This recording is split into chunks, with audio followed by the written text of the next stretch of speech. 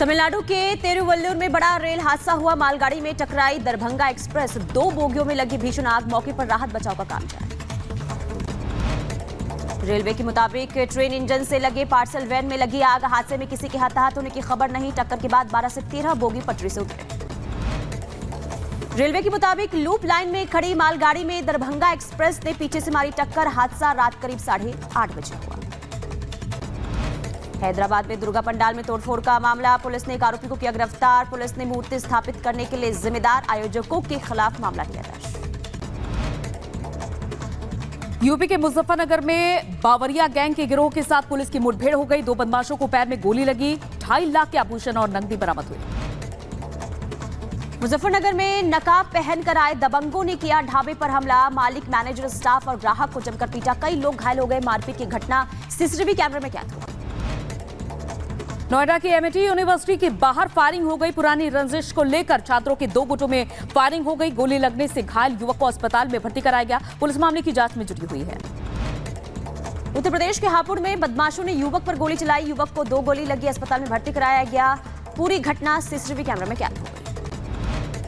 इधर महाराष्ट्र के नासिक में आर्टिलरी स्कूल में हादसा हो गया, जहां मिलिट्री कैंप में आर्टिलरी लोड करने के दौरान ये ब्लास्ट हो गया। 2 अग्निवीर शहीद हो गए।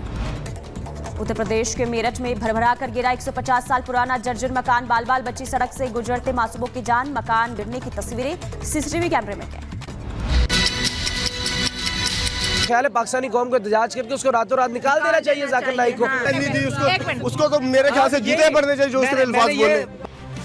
जाहिर है जब आपकी सोच ही गंदी हो और इस गंदगी को आप समाज में फैलाकर वाहवाही लूटने की नामुराद कोशिश करेंगे तो पढ़ा लिखा सभ्य समाज आयतों की आड़ में अपनी गंदगी परोसने से आपको तय है रोकेगा। और यही रोक टोक और विरोध के सुर एक बार फिर से अब बुलंद हो रहे हैं। ब्यूरो रिपोर्ट और रिपब्लिक भारत।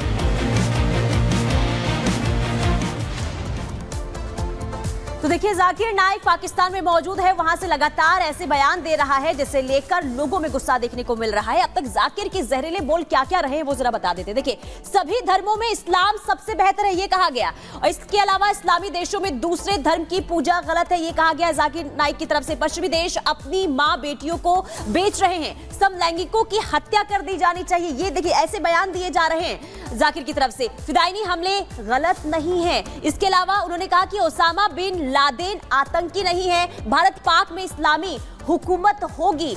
इसके अलावा पूरी दुनिया में इस्लाम का राज होगा। महिलाएं और कैमरे के सामने ना आए, इस तरीके की बयान जो है जाकिर नाइक की तरफ से दिए गए हैं। उसने ये कहा कि महिलाओं के कपड़ों पर भी टिप्पणी जिस तरीके से की है, इसे लेकर गुस्सा महिलाओं में लगातार देखने को मिल रहा है। खास करके पाकिस्तानी महिलाएं जो हैं उनके भी बयान सामने आ रहे हैं, और साफ तौर पर नाराजगी जो है इस वक्त जाकिर नाइक को लेकर पाकिस्तान में भी देखने को मिल रही है।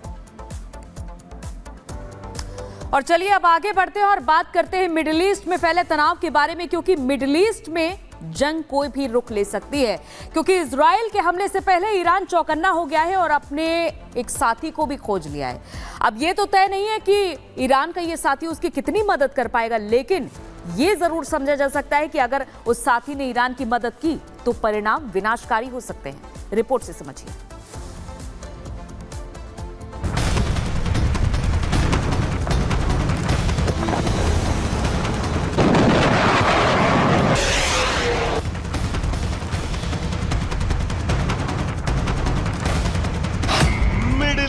में महायुद्ध की बड़ी तैयारी।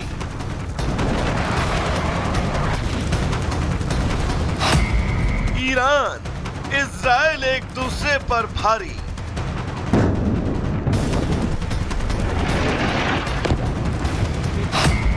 नेतन्याहू के गुस्से की आग ईरान को जलाएगी या खामेनेई की ताकत भारी पड़ जाएगी। मिडिल ईस्ट में इजराइल जिस मिशन पर निकला है, उस मिशन में अब तक उसने हिजबुल्लाह और हमास को बड़ी और घातक चोट पहुंचाई,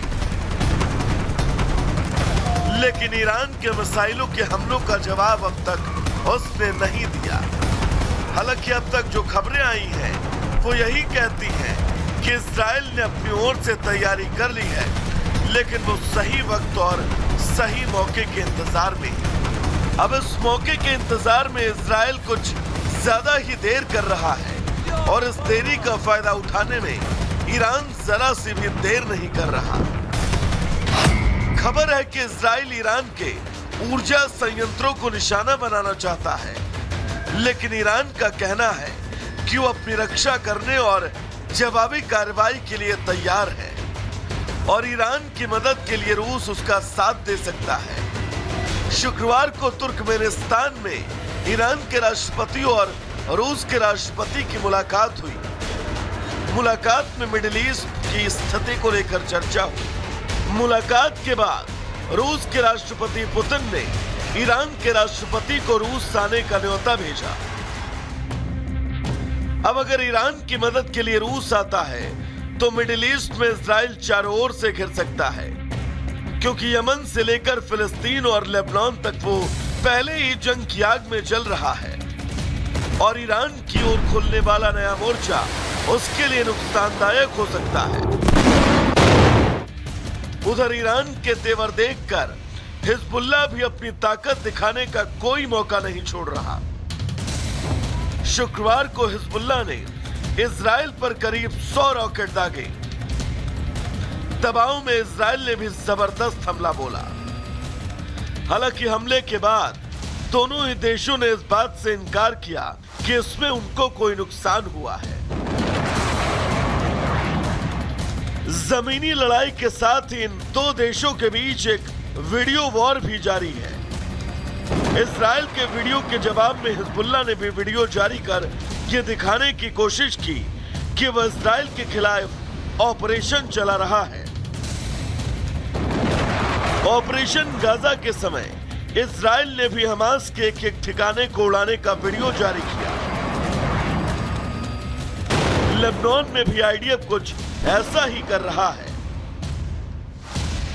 मिडिल ईस्ट में जंग अब बदले से ज्यादा ताकत और वर्चस्व की है। चाहे इजराइल हो या फिर ईरान, दोनों ही एक दूसरे को साबित करना चाहते हैं कि वो मिडिल ईस्ट के किंग हैं। अब देखना होगा कि आखिर में दुनिया के सामने कौन साबित कर पाता है। Bureau report, Republic Bharat.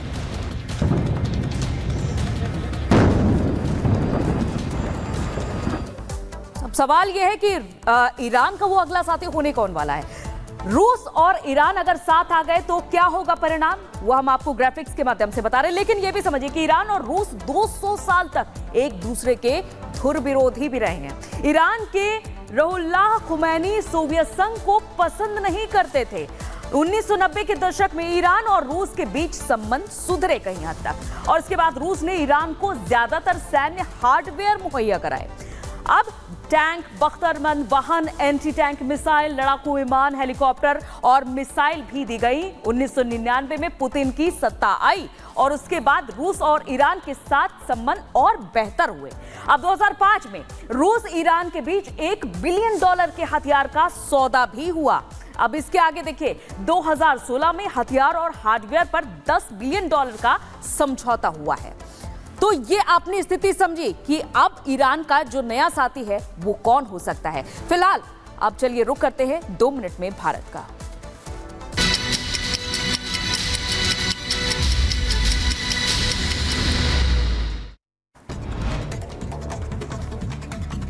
Tamil Nadu के तिरुवल्लुर में बड़ा रेल हादसा हुआ। मालगाड़ी में टकराई दरभंगा एक्सप्रेस। 2 बोगियों में लगी भीषण आग। मौके पर राहत बचाव का काम जारी।